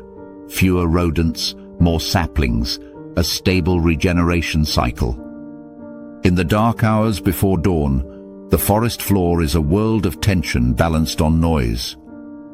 Frogs call from puddles, insects hum beneath decaying logs. A small mammal rustles through the litter, followed by a pause, then silence. The bushmaster feeds rarely, but decisively. Once the prey stops moving, the snake realigns its jaws, unhinging ligaments to swallow whole. The process can take an hour, ribs expanding and contracting like a slow tide. Inside, peristaltic waves push the meal downward, where digestive enzymes finish the conversion of animal into energy. The snake then withdraws into cover, its outline indistinguishable from the forest's own texture. Even its reproduction reflects the rhythm of patience. Unlike many vipers that give birth to live young, the bushmaster lays eggs, an anomaly among its kin. The female coils around her clutch for weeks, regulating temperature through behavioral adjustments rather than body heat. She does not feed during this vigil, surviving on reserves while her heart rate slows to a reptilian trance. When the hatchlings emerge, they are miniature replicas of their mother, complete with venom potency and instinctive ambush behavior. Most will vanish into the understory, their presence betrayed only by the absence of sound. Encounters with humans have inflated its legend, stories of snakes that strike unprovoked or chase intruders. In truth, the bushmaster avoids confrontation, its survival tied to invisibility. When threatened, it may inflate its body, hiss, and deliver a slow, vibrating tail shake, a warning echo of the rattlesnake lineage it represents. But most often, it simply disappears into the mosaic of shadow and decay, leaving only the faint pattern of scales pressed into the soil. The bushmaster's existence at the edge, neither aquatic nor fully terrestrial, positions it as a mediator between ecosystems. It preys on forest rodents that feed on riverine fruits, indirectly shaping aquatic productivity by controlling how many seeds reach the water. In dry seasons, when prey is scarce, it may move closer to floodplain margins, taking advantage of temporary rodent migrations along drying banks. In wet months, when floodwaters rise and forest becomes lagoon, it retreats to higher ground, its camouflage blending seamlessly with newly fallen detritus. This vertical migration mirrors the hydrological pulse of the Amazon: rise, retreat, return. Predation upon the bushmaster itself is rare but not non-existent. Harpy eagles and large ocelots occasionally take smaller individuals, but even these apex predators proceed with caution. The snake's venom is powerful, its camouflage so complete that risk outweighs reward. When one disappears from the system, it is usually through habitat disturbance rather than predation, deforestation, fire, or human persecution. The loss is subtle but far-reaching, for without these invisible hunters, rodent populations surge, seedling mortality rises, and young forests struggle to close the canopy. The absence of fear alters the behavior of prey, and in doing so, changes the structure of life around them. At night, if one could see in infrared, the forest edge would glow with pulses of warmth, the footfalls of mice, the breath of frogs, the slow cooling of tree trunks. Amid these flickers, a long, steady shape would remain dark, colder than the air itself. The Bushmaster's body, pressed flat against the ground, absorbs rather than radiates. Only when a hotspot enters range does it ignite. One precise strike, a transfer of energy from life to stillness. Then the forest resumes its rhythm, and the hunter disappears again into equilibrium. The beauty of the Bushmaster lies in what it does not do. It does not patrol territories or chase prey. It does not compete or call. It enforces balance through minimalism, a few decisive interventions that ripple outward through the system. Every rodent it removes spares 1,000 seeds. Every seed spared grows into shade, and every shade stabilizes soil against flood. The snake's restraint becomes the forest's resilience. By the time dawn filters through the canopy, the forest edge seems innocent again. Leaf litter gleams with dew, and tiny mammals resume their commutes. Somewhere underfoot, a faint indentation remains where the Bushmaster lay coiled through the night, a shape of patience left behind. It will return, perhaps tomorrow, perhaps in a week, to the same ambush site, drawn by memory, scent, and the mathematics of need. The river will rise and fall, rodents will breed and scatter, and the forest will keep its breath. And always, somewhere near the boundary where water meets root, the Bushmaster will wait, not as a terror, but as a quiet regulator, a sentinel of restraint. Its contribution is invisible but profound, to remind the system that balance is not maintained by abundance or aggression, but by the art of knowing when to move, when to strike, and when to let the world continue on its own. At eye level with the forest floor, the world becomes a different planet. The air thickens into humidity that glues sound to surface. Light falls in latticed fragments through the high canopy, striking roots and trunks like underwater sunbeams. At the base of a giant ceiba buttress, motion reveals itself in pieces, one antenna, then another, followed by the gleam of chitin. Bullet ants move with deliberate authority, their bodies large enough that each step can be seen, heard, almost felt through the ground. The trail they follow seems invisible until you realize the entire forest floor is partitioned by such lines, chemical roads etched into leaf litter by pheromones. Each path leads to something vital, a nest entrance, a fallen fruit, a rival colony's frontier. These are no random wanderers. Bullet ants, Paraponera clavata, live by a cartography of scent and precision. Their foraging trails form networks that mirror the vascular systems of trees above them, branching, reconnecting, adjusting with rain, drought, and competition. The colony's territory may extend for dozens of meters, but every inch is policed. Each ant that steps across its threshold carries a unique blend of hydrocarbons on its cuticle, a chemical passport that declares its citizenship. When an outsider intrudes, antennae touch, information is passed in fractions of a second, and the response, retreat or war, is determined instantly. The colony itself is a living city nested within the soil and roots. Beneath that buttress lies a labyrinth of chambers, nurseries, fungal gardens, and galleries that extend upward and downward like a hive made of earth. Queens are rarely seen, yet their presence defines everything: the scent signature, the aggression threshold, the colony's expansion policy. Workers communicate through vibration and odor, broadcasting decisions not as commands, but as chemical gradients. A single drop of pheromone can redirect hundreds. Each trail is a record of negotiation between exploration and exploitation, a living economy of effort measured in scent molecules. On the surface, the ants appear calm, moving in straight files that seem almost mechanical, but this order masks readiness for violence. A bullet ant's sting is one of nature's most potent deterrents, ranked by entomologists as producing the most intense pain known from any insect. The venom, a neurotoxic peptide cocktail dominated by ponerotoxin, hijacks sodium channels in nerves, producing waves of burning pain that can last for hours. It does not kill, it teaches.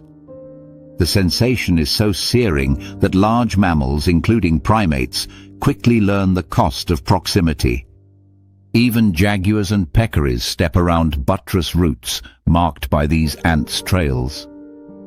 The venom's evolutionary function is not predation, but proclamation, a broadcast of territory so vivid that any creature capable of memory respects it thereafter.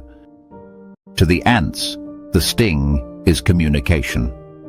When a worker perceives threat, a vibration, a foreign scent, or the movement of leaf litter near the nest, it releases alarm pheromones that recruit soldiers instantly. They swarm with precision, aiming for exposed skin or thin tissue, embedding their stingers and holding fast. Each sting adds both chemical reinforcement and sound, a high-pitched rasp produced by stridulating plates on the abdomen, a mechanical scream that coordinates group defense. To intruders, it feels like an ambush. To the colony, it is protocol, an automated response refined by millions of years. Yet aggression is not their primary activity. For most of the day, bullet ants are gardeners and hunters in equal measure. They patrol low vegetation, clipping caterpillars, beetle larvae, and other arthropods from leaves. Their prey is carried piece by piece back to the nest, where it becomes protein slurry for larvae. In this way, they act as regulators of the forest's decomposer community, preventing outbreaks of leaf-chewing insects that could defoliate undergrowth. During the wet season, when floods wash detritus onto the forest floor, these ants process the surge of organic debris indirectly by hunting the insects that feed on it. Their predation keeps the nutrient loop stable, preventing collapse into microbial overload. Unlike leafcutter ants, bullet ants do not farm fungus, nor do they harvest en masse. They operate as high-value predators with small margins for error. Every hunt expends energy. Every recruit must be worth the risk. When a large prey item, such as a cockroach or small spider, is discovered, the finder emits short recruitment pheromones from its abdomen. Within minutes, reinforcements arrive, their coordination guided by both scent and vibration, transmitted through soil and roots. The capture unfolds not as chaos, but as logistics. One worker restrains, another dismembers, others form relay lines to transport parts. Through these events, the colony demonstrates what might be called distributed intelligence, a problem-solving network without a central mind. Their ecological role as predators extends outward in ripples. By suppressing insect herbivores, they indirectly influence plant regeneration near streams and forest margins. By consuming detritivores that process decaying wood and leaves, they fine-tune decomposition rates, ensuring that nutrients are released gradually rather than in floods. Each colony becomes a local stabilizer, modulating the pace at which the forest recycles itself.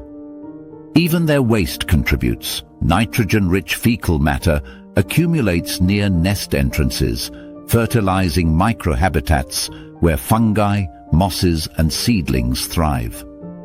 At night, their world contracts to scent and temperature. The forest floor cools, but bullet ants remain active, guided by thermal sensitivity that helps them maintain optimal body temperature. They patrol edges of water channels where condensation thickens, harvesting other arthropods drawn to moisture. The proximity to streams is strategic. Floodplain margins provide both prey and moisture stability, reducing desiccation risk. But they are also boundaries, zones of conflict with neighboring colonies.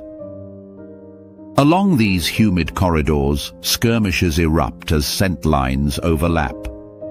Combat is ritualized at first. Antennae clash, jaws open, threats displayed. When escalation occurs, death is silent but immediate.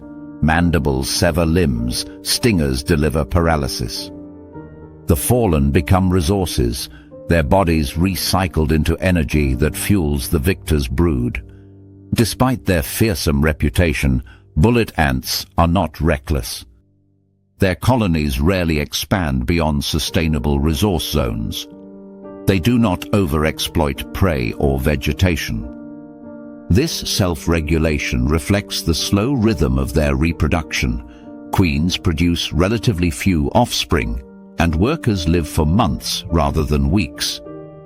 The colony grows cautiously, mapping territory by necessity rather than conquest. In a forest where overreach means starvation, restraint becomes evolution's wisdom. Even the sting, that defining signature of agony, can be viewed as ecological efficiency. The pain itself, though costly to deliver, prevents future conflict. Mammals learn avoidance after a single encounter, reducing the need for repeated defense. The venom thus becomes a long-term investment in peace through memory, a biological equivalent of a warning sign. The cost is borne once, the deterrence lasts for generations. During the fruiting season, when trees drop ripe pods and pulp onto the ground, bullet ants adjust their patrols. They target not the fruit, but the swarms of other insects it attracts, fruit flies, beetles, and saprophytic larvae. Each fallen mango or palm nut becomes a temporary feeding ground, a node in the colony's sensory map. Pheromone trails flex dynamically, rerouted daily to exploit these ephemeral bonanzas. In this way, the ants mirror the forest's pulse, its productivity, its decay, its constant flux. Seen from above, through macro lens or patient observation, their activity becomes a choreography of control. Lines of black-bodied workers cross one another without collision, adjusting position by antenna flicks that transmit complex messages, direction, urgency, proximity of prey. At the nest entrance, guards stand motionless, their mandibles half open, monitoring chemical signatures from returning foragers. To an untrained eye, this may appear instinctive. To ecology, it is infrastructure, tiny behavior scaling up to landscape-level order. The human relationship with these ants is paradoxical. Indigenous communities across the Amazon have long incorporated their sting into initiation rituals, a test of endurance and awareness. The pain, though excruciating, is interpreted as communication, a visceral reminder of the forest's balance between respect and suffering. In that context, the bullet ant becomes more than an insect. It becomes a messenger of consequence, an emissary of the ecosystem's uncompromising logic. By dawn, the colony retreats into shade. The buttress roots glisten with dew, and the last workers disappear into narrow fissures that lead underground. The forest resumes its calm facade, as if the night's policing never happened. Yet the evidence lingers, a cleared trail through leaf litter, faint pheromone residue detectable by other ants, a rearranged network of dominance beneath the surface. In the grand calculus of the floodplain, bullet ants enforce equilibrium through precision. They are the patrol officers of the understory, organizing chaos through scent and pain, shaping who lives, who feeds, and how fast decay proceeds. Their venom does not just protect a nest, it regulates behavior across species boundaries. Their predation does not merely fill bellies, it orchestrates the unseen choreography of decomposition and renewal. To watch them long enough is to realize that pain, in their world, is information. Every sting, every alarm call, every shift in trail pattern translates into lessons learned by forest and fauna alike. The message is simple, ancient, and brutally effective. Boundaries exist, and the cost of ignoring them is unforgettable. And so the bullet ants continue their quiet governance beneath the saber's roots, their pheromone highways glowing faintly in the invisible spectrum of scent, their colony pulsing with order beneath the chaos of the jungle. They are the pain protocol of the Amazon, an organism that enforces balance not through dominance, but through memory etched into every creature that dares to trespass. The rainforest before dawn is a study in condensation. Every leaf drips with anticipation. The air itself feels swollen, waiting for release. Along the slope of a narrow tributary where the sound of water threads through rock like breath through reed, a single note pierces the quiet, a high metallic peep, barely audible above the murmur of the stream. It comes again, rhythmic, patient, woven into the rhythm of the falling drops. Somewhere amid the tangle of vines and moss, a glass frog calls. Perched on the underside of a leaf, the frog seems more apparition than animal. Its skin, pale green and nearly transparent, glows faintly in the half-light. Through the thin membrane of its abdomen, organs shimmer like submerged stones, the steady pulse of a heart, the dark spiral of a gut, the glint of a liver suspended in translucence. Evolution has made it visible and invisible at once, a paradox of form that breaks the very concept of concealment. Transparency is not mere novelty here, it's strategy. Against the patchwork light of a dripping canopy, the frog's outline dissolves. Predators searching by shape, wasps, snakes, night lizards, see only a smear of color indistinguishable from the leaf it rests upon. The leaf itself is more than perch, it's nursery. On its upper surface, a gelatinous clutch of eggs gleams like dew. Each sphere encases an embryo coiled in its own tiny world, heartbeats synchronized with the rhythm of falling rain. The male, slender and vigilant, guards them with the devotion of a sentinel. He does not leave his post even when hunger gnaws. Instead, he hydrates the eggs by pressing his body close, using his moist skin to keep the jelly from drying. In the humid but unpredictable nights of the upper basin, desiccation can mean death. His touch is both shield and conduit. Every drop of water absorbed by his skin passes into the gel that sustains his future offspring. Guarding here is no passive act. Wasps, beetles, and parasitic flies patrol the forest understory in search of such clutches. They land silently, slicing into eggs with their ovipositors, injecting larvae that consume the embryos from within. But the glass frog's vigilance has evolved alongside these hunters.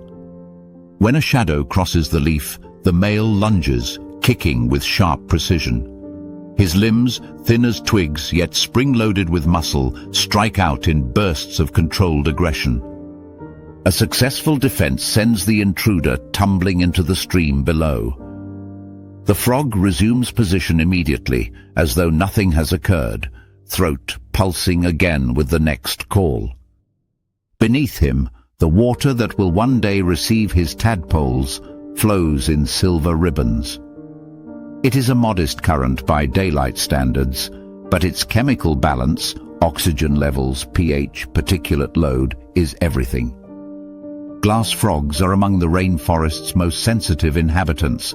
Trace pollutants, changes in acidity, or sedimentation from upstream disturbance can obliterate an entire breeding season.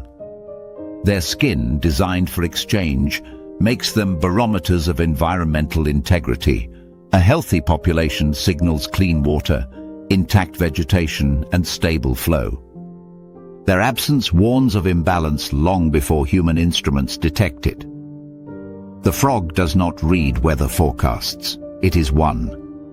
When rain finally arrives, it's not a storm, but a release. Mist thickens, droplets merge, and the canopy shudders under the weight of renewal. The male's calls intensify, amplified by water's resonance. From nearby leaves, other voices answer until the soundscape becomes electric, a chorus woven from hundreds of points of transparency. Each male guards his clutch, but together they create an acoustic map of the watershed. Females, listening from downstream perches, navigate toward the loudest and most stable frequencies, the promise of strong genes and well-chosen sites. Within the eggs, embryos respond to the change in rhythm. Rain and vibration accelerate development, signaling that their moment approaches. In a process as ancient as the forest itself, they begin to wriggle, testing the gelatin's boundaries. When the next heavy downpour arrives, they release themselves, one by one, tumbling from leaf to stream like droplets of life. Each tadpole carries nutrients from its embryonic capsule, tiny packets of energy that dissolve into the water, feeding the microscopic algae and invertebrates below. In this way, the frogs deliver more than offspring. They deliver fertilizer timed perfectly to the first true surge of flow. The river receives both water and life in the same breath. The tadpole's journey is brief and perilous. Some are swept into calm pools where they feed on biofilm and detritus. Others vanish into the mouths of fish or aquatic insects within minutes. Yet even their deaths serve a function. By converting the concentrated nutrients of terrestrial eggs into aquatic biomass, they bridge the forest and the stream, transforming reproduction into resource flow.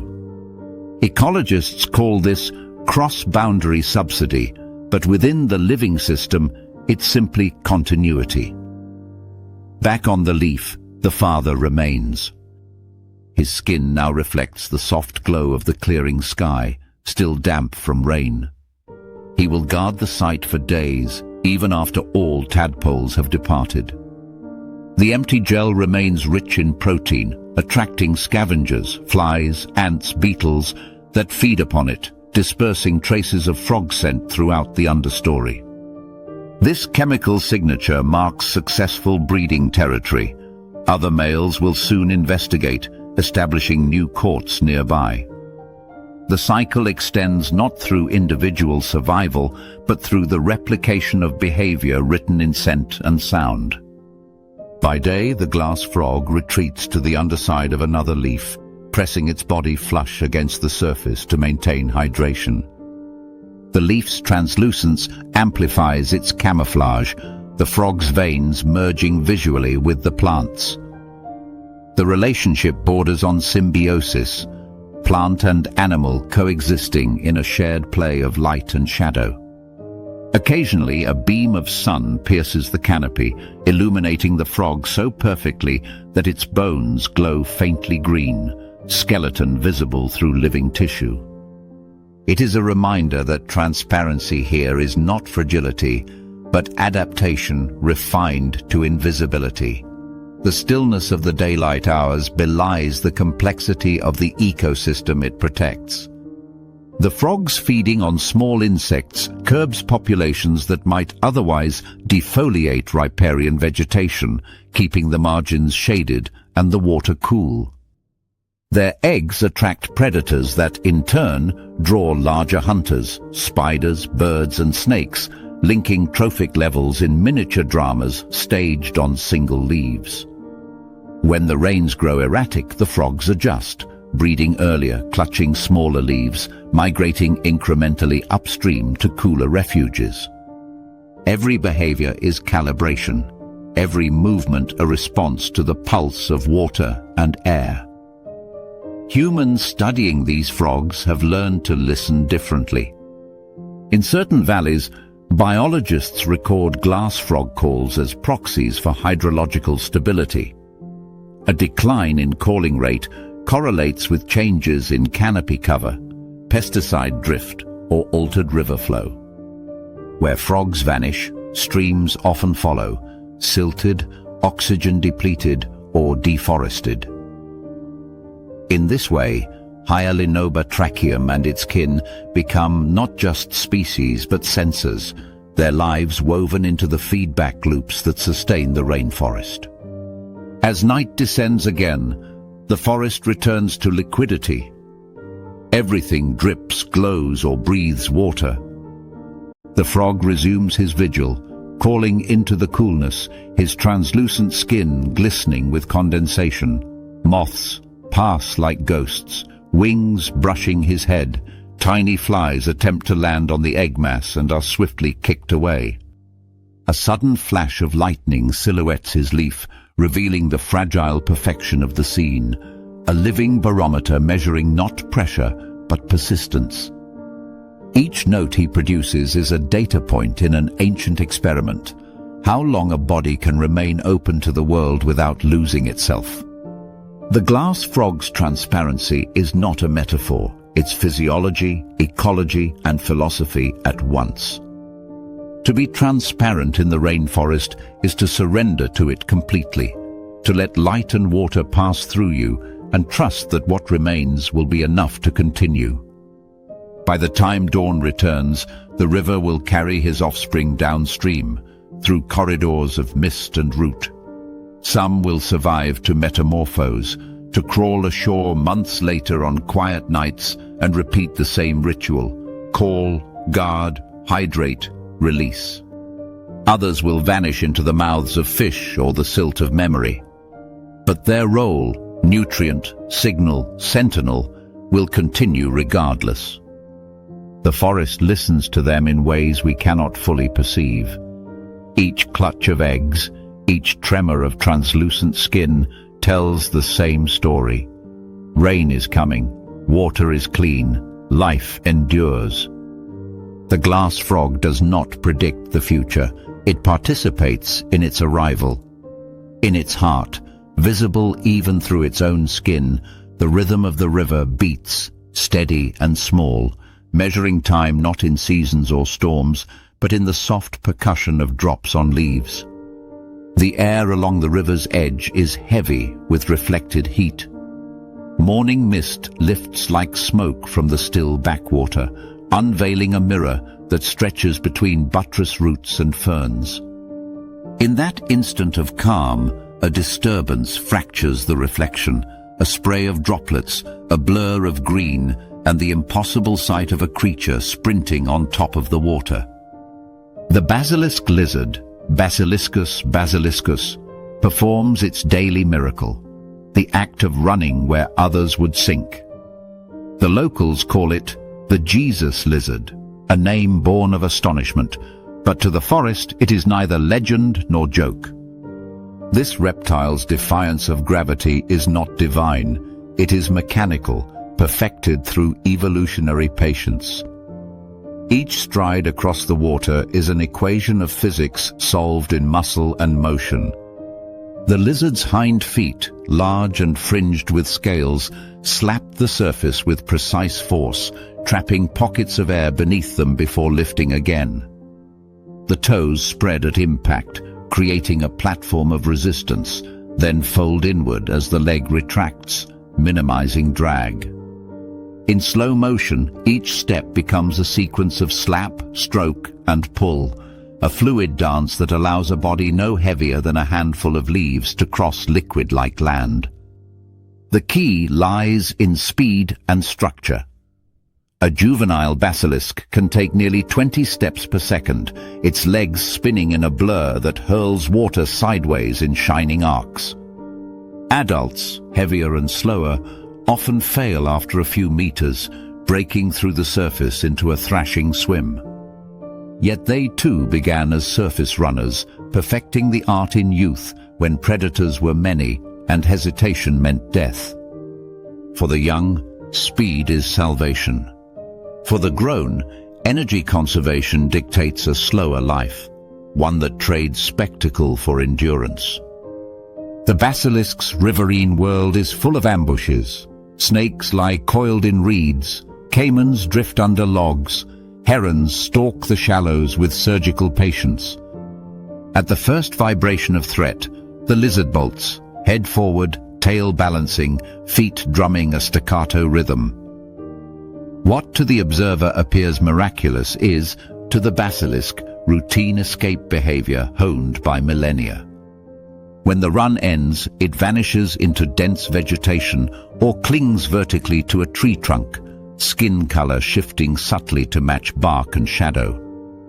Within seconds, the performer becomes invisible, leaving only ripples that close behind it. Basilisks are creatures of the threshold, half arboreal, half aquatic. They haunt the narrow bands of light where forest meets river, thriving on the constant exchange of energy between land and water. In the mornings, they bask on sunlit branches or rocks, absorbing heat that fuels the day's metabolism. The sunlight triggers a cascade of physiological processes. Enzymes activate, digestion resumes, muscles regain elasticity. Yet basking is not idle luxury. Each minute in open light invites danger from raptors or snakes. The art of the basilisk's survival lies in timing, knowing exactly how long to remain exposed before retreating to shade or diving for safety. Its diet is eclectic. Insects, small fish, crustaceans, fallen fruit, even flower petals carried downstream. In consuming both aquatic and terrestrial fare, the basilisk serves as a nutrient courier. Each foraging session transfers energy from the river to the forest floor, bridging ecosystems that might otherwise remain separate. Fishes rich in aquatic protein fertilize the undergrowth. Seeds ingested along the bank are deposited farther inland, often in the moist soil of shaded gullies where germination chances rise. In this quiet way, the lizard sustains the forest's recycling engine, turning movement itself into nutrient flow. At midday, when the heat hardens and cicadas soar through the air, the basilisk retreats to shadow. It perches just above water level, body pressed flat to a branch, eyes half closed but alert. Its head crest, more ornate in males, edged with translucent scales, acts as both display and radiator, diffusing excess heat. This thermal regulation allows it to maintain high activity levels without succumbing to the swamp's oppressive humidity. Occasionally, a gentle plop betrays another's dive into the water below. To evade predators or territorial rivals, the basilisk simply lets go, slipping beneath the surface like a falling leaf. Within seconds, it re-emerges yards away, nostrils just above the meniscus, motionless again. The water-running ability is not magic, but a narrow compromise between physics and fear. The speed required, around 5 meters per second, demands explosive leg power and extreme precision. The lizard's long tail acts as counterbalance, flicking laterally to maintain upright posture. The movement is so specialized that even slight errors, too deep a slap, too slow a recovery, mean immediate submersion. Studies of high-speed footage reveal how every step alternates between controlled collapse and recovery, the body perpetually falling but never quite sinking. The run lasts only as long as the lizard's anaerobic burst reserves. After 2 or 3 seconds, it must glide onto a log or scramble up a stem. Survival is measured in seconds and meters. Juveniles, lighter and more buoyant, rely on this adaptation constantly. Their size makes them ideal prey for nearly everything in the floodplain, from birds to fish. By contrast, adults, though capable of water running, often choose to swim or dive instead, conserving energy. This shift reflects an ecological truth. As vulnerability decreases, efficiency becomes the higher currency. The miracle of walking on water belongs primarily to youth, the age when every mistake is fatal and every second matters. Beyond spectacle, the basilisk plays an unseen role as a mediator of risk in its ecosystem. Predators learn to anticipate its movements, shaping their own hunting strategies around the lizard's reflexes. Raptors time their dives to coincide with open spaces where running is impossible. Aquatic predators patrol likely crossing points, responding to the vibrations of landing feet. Even insects adapt, clustering in patches of foliage just beyond the lizard's leaping reach. Thus, the basilisk's mobility reshapes not only its own chances, but those of countless others. Its reproductive cycle follows the same logic of precision.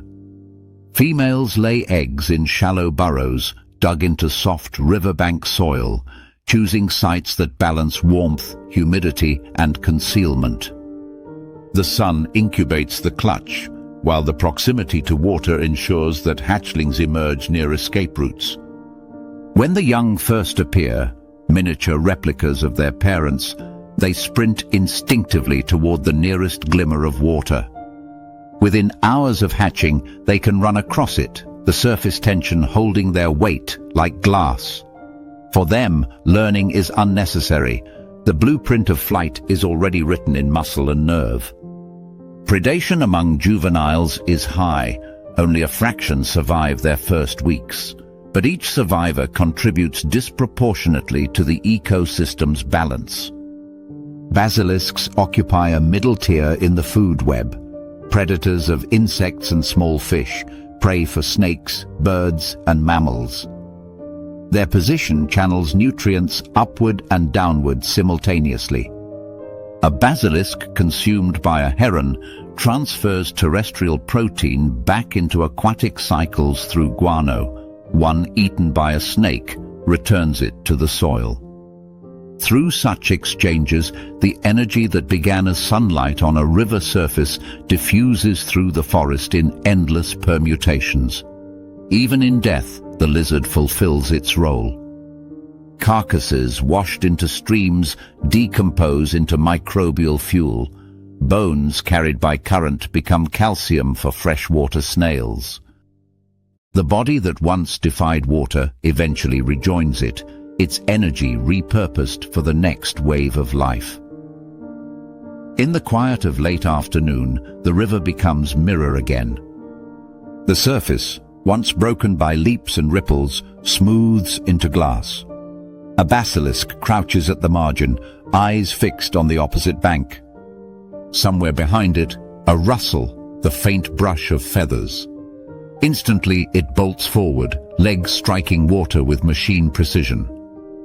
Droplets scatter in sunbeams like jewels. The creature flickers across their reflection, every slap punctuated by sound. Tuck, tuck, tuck. Halfway across, the stride falters, the body dips, tail whips, feet blur faster, and then, miraculously, it reaches the far bank, claws gripping moss. It freezes, sides heaving, chest glittering with water. Behind it, the river closes, unbroken once more. What lingers after such a display is not wonder but logic, the quiet affirmation that life, given enough time, will find every possible way to exist between worlds. The basilisk embodies that threshold perfectly, not a water creature, not a land one, but a courier between the two, its existence an act of perpetual transition. To see it run is to glimpse the fluid intelligence of the rainforest itself, an ecosystem that never chooses between extremes, but invents something new in their overlap. The basilisk's steps across water are not rebellion against nature's laws, but cooperation with them, a momentary alliance between biology and physics that lasts just long enough to survive. When evening comes and the last light fades behind the trees, the basilisk climbs onto a low branch to sleep. Its skin darkens with cooling temperature, body pressed close to bark that still radiates the day's stored warmth. Around it, the river murmurs, reflecting the stars. Somewhere below, fish feed on the insects it has dropped from the canopy. Somewhere above, a heron adjusts its stance, waiting for morning. Between them lies the lizard, small, alert, perfectly adapted to both realms. In the end, the basilisk's gift is not walking on water, but connecting everything that cannot. Its steps link the physics of fluid and flesh, the energy of river and sun, the hunger of predator and the patience of prey. It is motion turned into balance, miracle reduced to method. And when the next dawn breaks, it will run again, fast enough to skim the boundary between worlds, light enough to leave only ripples, alive enough to make the impossible seem inevitable.